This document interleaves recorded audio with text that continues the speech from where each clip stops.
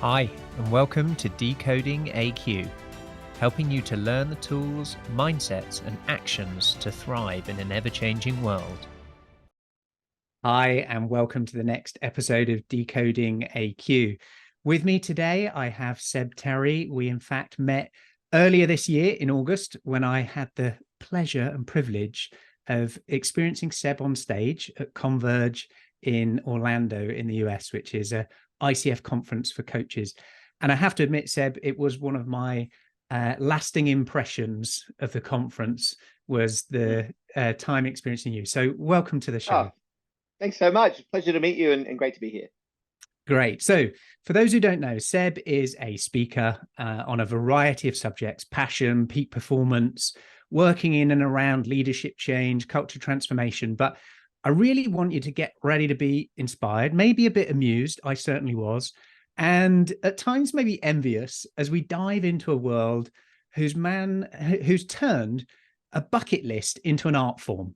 And in fact, he's helped others in his mission. And ladies and gentlemen, this is going to be a real journey together that we're going to take. And in fact, at the closing keynote, it was this opportunity to just really experience, is he happy? You know, he asked himself, am I happy?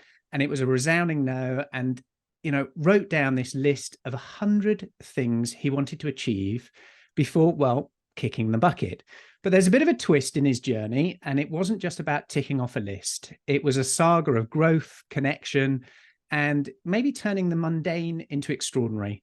He's traveled from Venice to California to all different reaches of the globe, and is not only living his wildest dreams, but turning into a superhero for those in need, connecting strangers in the most heartwarming ways. He's got a best-selling book, an ESPN documentary, and also a US-based reality TV show where he's not just the star, but the fairy godfather, helping others live their dreams. So here we go. I want to start off, perhaps, Seb, with what was the 10-year-old Seb like? Tell me about him. 10-year-old Seb, great question. Thanks for the intro too, by the way. Very godfather. 10-year-old Seb. Well, I was living in England at the time. I was going to Stroud School in Romsey, Hampshire. And I just loved rugby. I guess I was 2 years into playing rugby, which was a huge part of my life until I was about 22. But yeah, I was just as a kid, I was nervous and shy. And I think perhaps many of us resonate with that. Nervous and shy and scared of the world. And, like I was just living in my head mainly.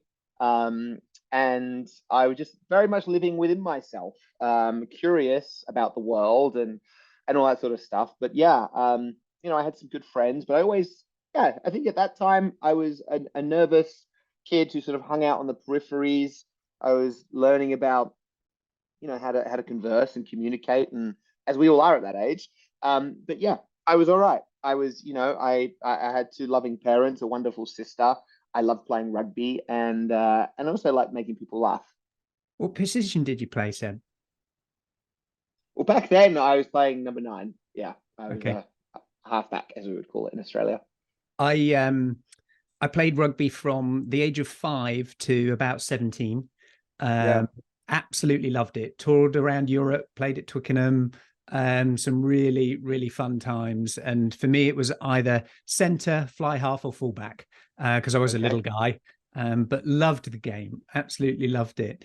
And, as you began to grow up, you told this story about a particular moment in your life, and there was this specific event that inspired you to perhaps change the direction and the intentionality of the next stages of your life. And that was almost a decade and a half ago. So just paint that picture for us of what happened, what was going on, and what inspired that initial moment for you to create your own list. Well, yeah, at that point I'd moved. I was born in Australia. I'd gone I went to England as a kid and then back to Australia. So I was living in Australia, but I had myself a degree at university. I came out the other end of that. I was feeling pretty underwhelmed with it. I didn't really know what to do, and I was lost. And I was traveling around the world, backpacking basically, but not feeling any calling to anything, just drifting. And I was in Canada at the age of 25 and received a phone call from a friend in Sydney that told me that one of my close childhood friends had died. And it was awful news, and it rocked a whole community. And for me, it made me think about, well, first, my friend's life. Did he live a life? Would he change it if given another chance? And I concluded that he wouldn't. I think he lived very happily. I think he led a values-driven life. And then I turned that question on myself, and I thought, well, if today was my last, could I, say the same thing, that I had no regrets, basically. And I'd never looked at my life from that perspective before, and almost instantly I realized, oh my gosh, I would change everything. So that was a very confronting moment, and it ended up being very pivotal, of course. I thought, well, if I would change everything, what would be the specific things I would do? And I began to write a list of things that I wanted in my life, just experiences that allowed me to learn about myself, ambitions and dreams, some silly, some serious, things that were very selfish, things that were very selfless. And I just kind of put it all on this list as it grew. And in front of me was this list. And I thought, well, if I'm serious about changing my life so that when I do finally die, I get to look back and smile at my life, I should commit my life to this. So I dropped everything, and here we are, 15 or so years later. That With, initial... maybe to just wrap that up, with many things done from the list, my life's changed. I'm very happy, and there's a wonderful sense of community which has grown around this idea that we should all be out there doing the very things that make us smile personally and professionally. And that initial first drafting, was it 100? Was it 50? Did it change over the course of doing things? What was the sort of, from that moment, drafting out, was that it, done? That was the blueprint, now go and crack on? Or did it evolve a little bit and adapt and change? The process of putting a list together is a very creative one. And so it's not to be said that it needs to be done immediately in a day, in an hour. It can actually be something that takes multiple days, weeks, months. For me, I just had a shotgun approach initially and just went, and on that page were, 60 or 70 goals. And then as I thought about it more, it started conversations with friends and family and strangers, and that list grew. So I would say that probably to get to 100, it took a couple of months. And I left also some blank items in there that I could fill as I kind of went on the journey and learned, oh, actually, I kind of want to do this. To the question of did things change? Yes, they did. I think a meaningful list is founded upon this idea that you know what your foundation is, as an individual or a family or as a business, a community, etc. And I think those values that we all know that we all have, I think they change over time, and so too should goals to reflect your current real-time values. And so things I was doing 15 years ago when I started the list it was all about liberation and freedom and going for it and adrenaline seeking. So there's some crazy things on there, like skydiving naked, marrying a stranger in Las Vegas, walking across the country, living on a deserted island by myself, etc. And now, having done many things from the list and changed as a person and grown in many ways, I find that I look at the list. I found that I looked at my list and I thought, well, those items actually don't reflect who I am anymore. So I've changed a few. So they're now more to do with connection, community, helping, supporting others, etc. And it's often like in life, the path reveals itself by taking journey and step along that walkway. And as what we can see today will be different when we've taken a few experiences, when we've met a few different people, when we've learned certain things. And I'm interested because around this whole remarkable story of your own adaptability and personal transformation that you've gone through, can you share a moment maybe where you had to drastically adapt your approach or your mindset to overcome a certain challenge when there was a setback, and what did that really teach you about yourself and your own either grit to achieve something, but flexibility in how you might achieve it? And just give us an example of that impact on you, perhaps through the lens of one of the more difficult challenges. Well, I find that we actually learn a lot about ourselves through pursuing meaningful goals, our bucket lists. And, I think it starts with just sort of understanding what it is that's important to you. You understand your values. You get to kind of realize, oh, I'm really willing to stand for this. This is an important part of life, which I must stand up for and represent, reflect in the things that I do. And I think with that you start to develop behaviors and patterns which are really helpful for, knocking down the biggest goals, and also the smallest. And with that, I think your mindset changes. So I think the value of creating and then chasing your bucket list goals are not only so that you can achieve a goal and say, hey, I did that thing that was important to me, but it helps you in every part of life. I guess that's simple transference. This idea that how you show up in one area of life is how you show up everywhere, which, we've all heard that. So, I mean, there are a lot of things I've learned over the years, for sure. What I, do know is that I'm never the smartest in the room, or never the fastest, the strongest, or any of those things. But I certainly have realized that if I really care about a goal, nothing will stop me. I will get there.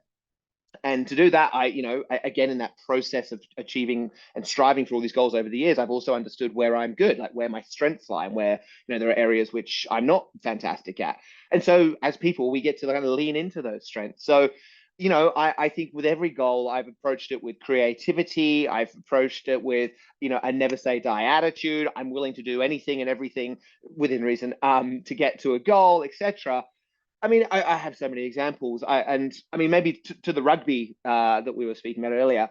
I played rugby from 8 till 22. I was convinced I was going to play for, England actually at one point, and then Australia, the Wallabies. And I got to 22 years old, and even though I had trained as hard as anyone, and it was all I thought about. I mean, really, it was the thing of my life. It was crazy.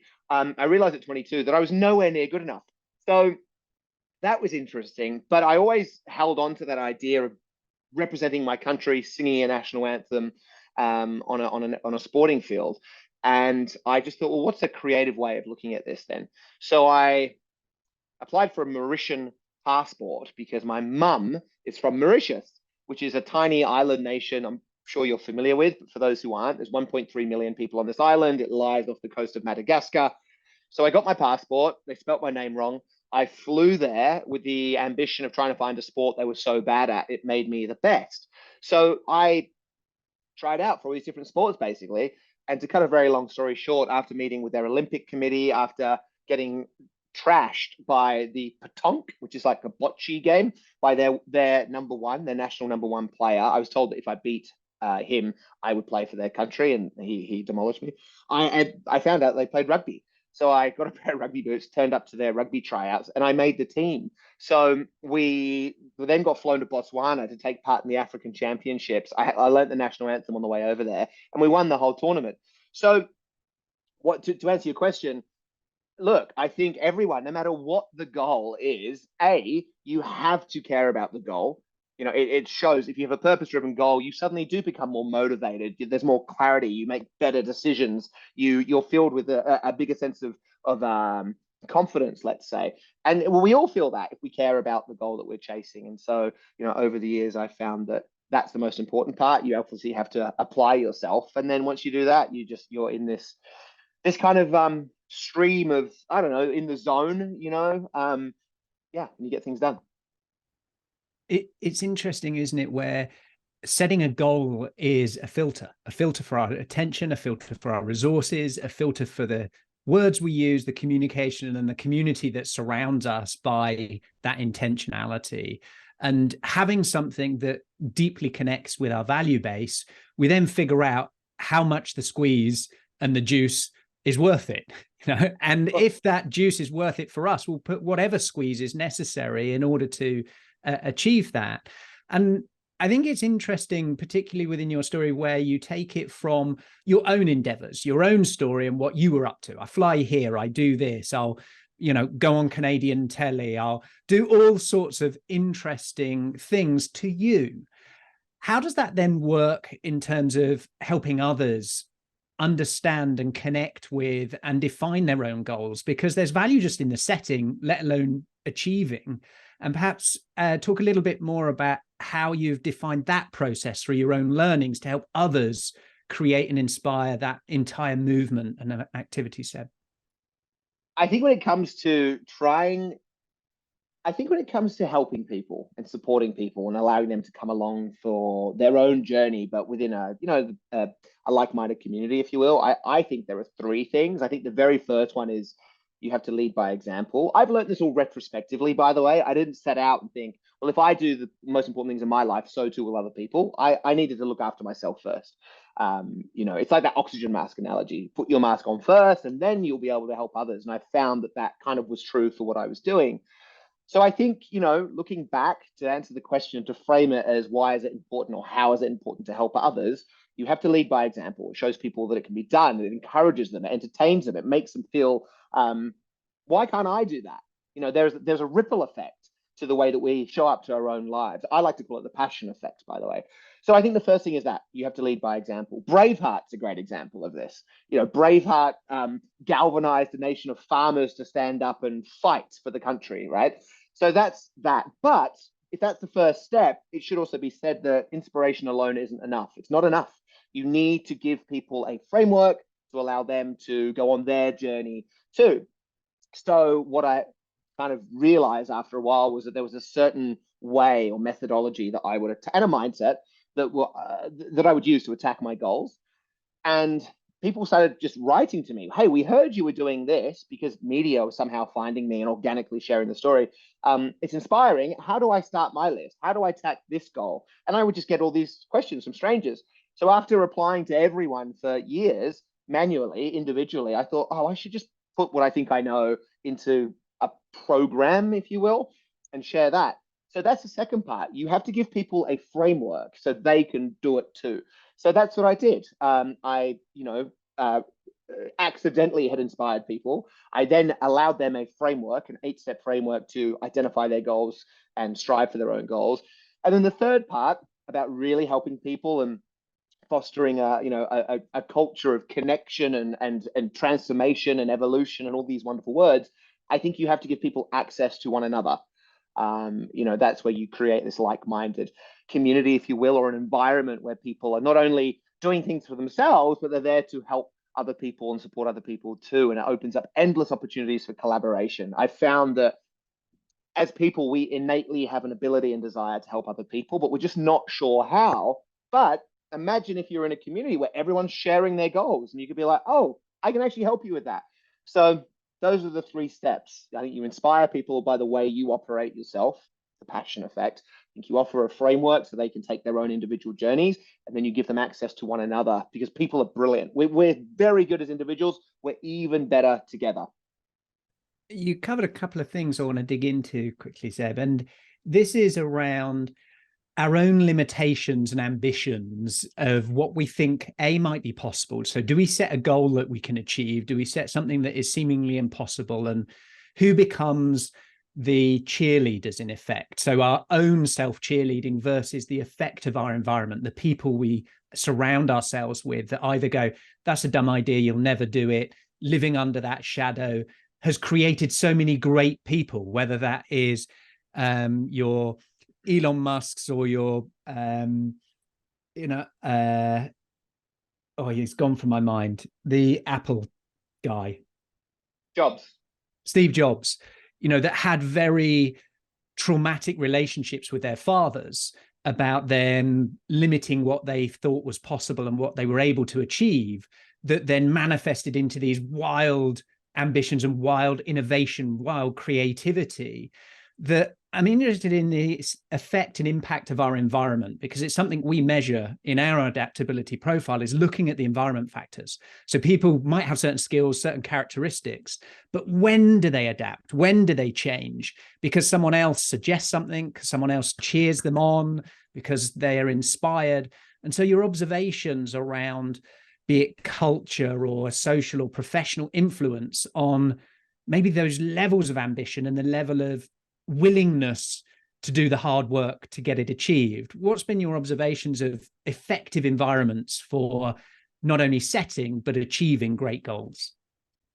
Well, it's such a great question. I mean, I'll start with this. I think that everybody has a traumatic, a turbulent series of events in their lives growing up. And I, of course, you mentioned those people, Steve Jobs and Elon Musk, and they've had their own experiences and they've used it as a fuel to become super driven, basically, and ultimately successful. I don't think you need to have necessarily trauma to spike that. I think ultimately, at the end of the day, it's just a decision. But to your question of how does environment come into play? I think the environment is absolutely crucial. As I said, we're strong as individuals, but we are better together. Jim Rohn famously said that, you are the average of the 5 people that you spend the most time with, suggesting that you should be inspired by the people that you hang out with. That is your friends. That is your general community. That is the people in your workplace. The majority of people leave their jobs because their boss is negative. So there's always an influence. We have to realize that we, of course, have an impact on others, but we're impacted by the people around us. So that comes down to decisions, choices that we can all make. Well, who do I want to spend time with? And I've gone through this, myself. I'm surrounded. I live in Venice Beach, LA. Why? Because it is so collaborative here, and everyone is doing so many different things. Now, of course, there's pros and cons to anywhere you live in the world, but if you focus on the pros, I'm inspired constantly. I went for a swim just before this with 2 friends. Inspired. One's a bee farmer who's bringing his business out to LA from Western Australia, where there is great honey. AQai Honey is the name of his company, if anyone's hungry, and he does skincare products too.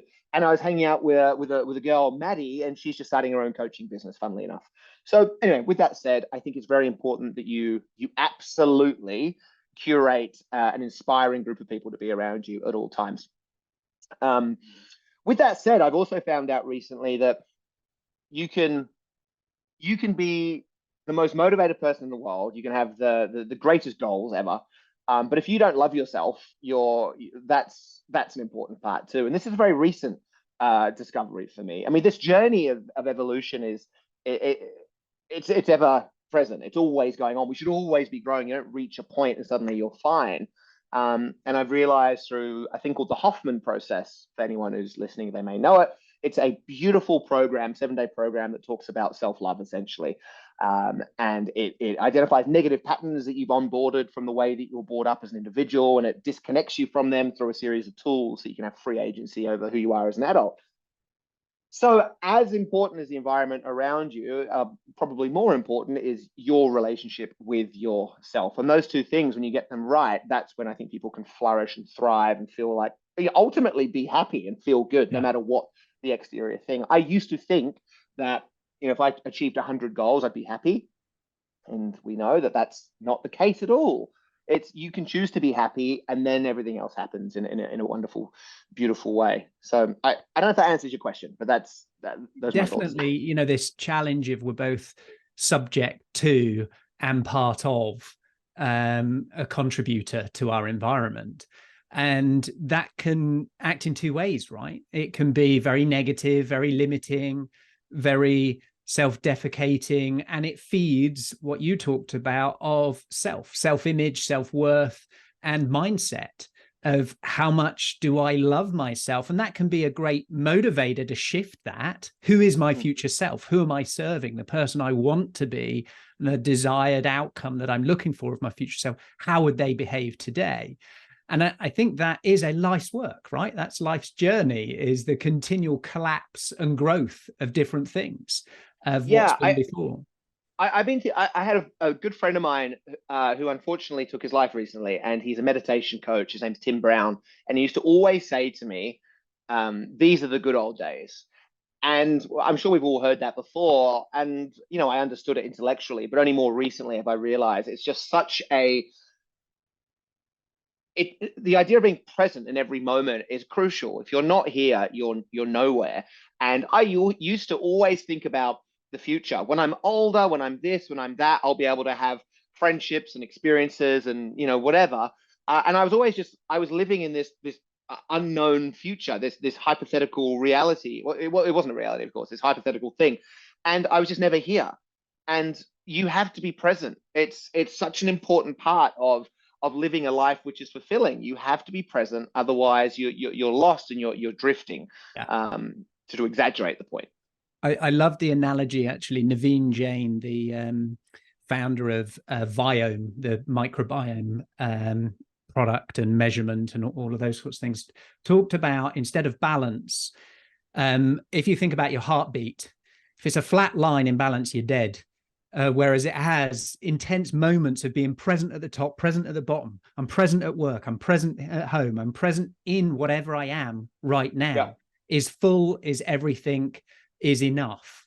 And to be at that sort of paradox of being at peace. I am enough, and yet I still want more. And being okay with that sort of thing is an interesting, conceptual part, but then also a lived experience.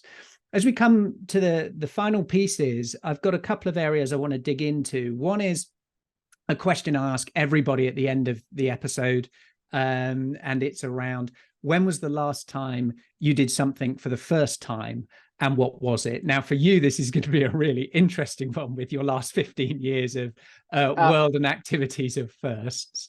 So I'll let you answer that one first. Yeah. 3 days ago, improv comedy. Always scared me. I've always been intrigued by it. And I did it at Groundlings here in LA. It was amazing. What drove you to do it? A decision, somebody else? What was the motivation? I've always been intrigued by it. Yeah. I've always been intrigued by improv comedy. I think it's really, really clever and smart. And then also, again, with this idea of being present, I find that even though I speak a lot, I'm on stages, right? That's where we met. Yeah. I kind of say, I know what I'm going to say. And it's not autopilot, because every keynote's a little bit different, of course, but generally I'm sharing my story. I'm diving into particular topics, whether it's mental health or performance or community and culture, whatever the topic. And I'm there and I'm doing it, and I know exactly what I'm doing. But the parts I love in the keynotes are interacting with the crowd. And so with this idea of wanting to just embody, just to become really embodied and to just feel like I'm right in the moment, being very present and reacting and being spontaneous. And I wanted to do improv comedy because I think it teaches a lot of that. You have to be present. You have to listen. You sort of go with whatever's happening. And yeah, it just you makes have me to feel accept the yes and accept what is true and build on. Exactly. If we say, we're now in a coffee shop, all of those things, to accept a given reality and to build from, I think is a great life lesson when we're living in an ever more uncertain world of what might happen each day.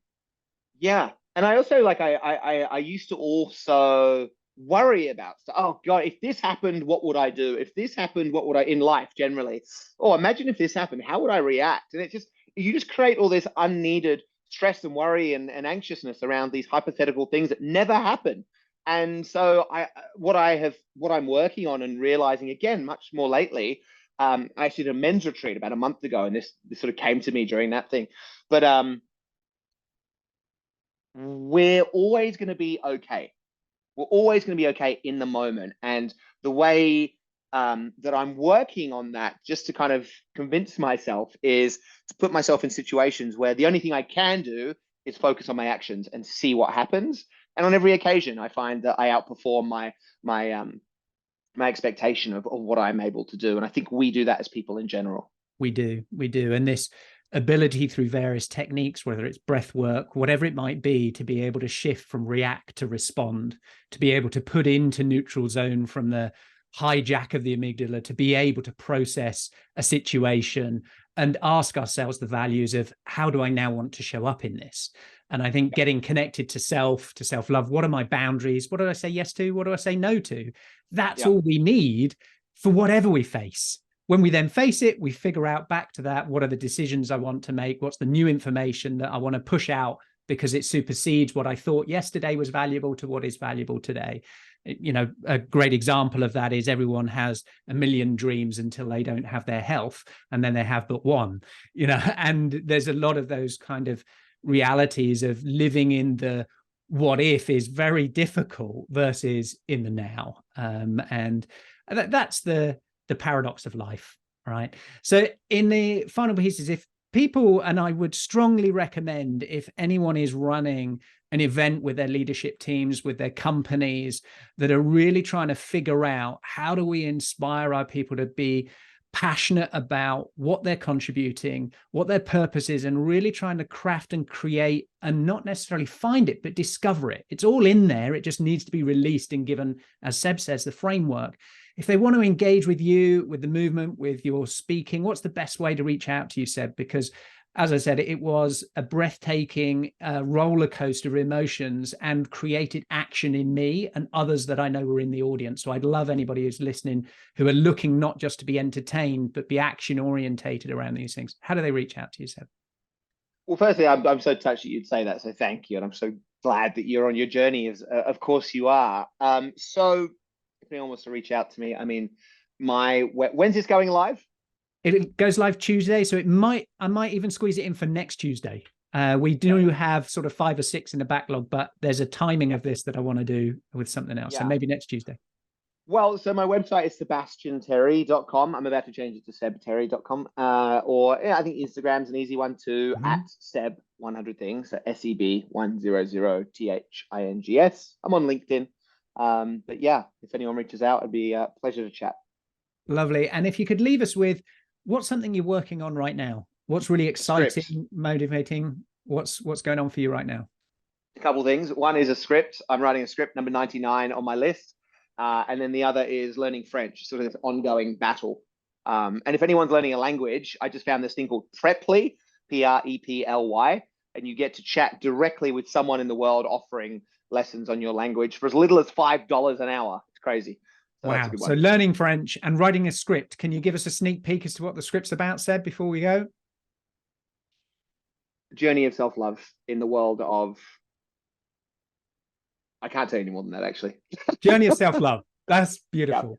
Thank you, Seb. It's been an absolute whirlwind and pleasure. I wish you a great end to 23 and an awesome 24 and beyond. Thank you so much, Ross. Appreciate you, brother. Do you have the level of adaptability to survive and thrive the rapid changes ahead? Has your resilience got more comeback than a yo-yo? Do you have the ability to unlearn in order to reskill, upskill and break through? Find out today and uncover your adaptability profile and score, your AQ. Visit AQai.io to gain your personalized report across 15 scientifically validated dimensions of adaptability. For a limited time, enter code PODCAST65 for a complimentary AQME assessment. AQai, transforming the way people, teams and organizations navigate change. Thank you for listening to this episode of Decoding AQ. Please make sure you subscribe on your favorite podcast directory, and we'd love to hear your feedback. Please do leave a review and be sure to tune in next time for more insights from our amazing guests.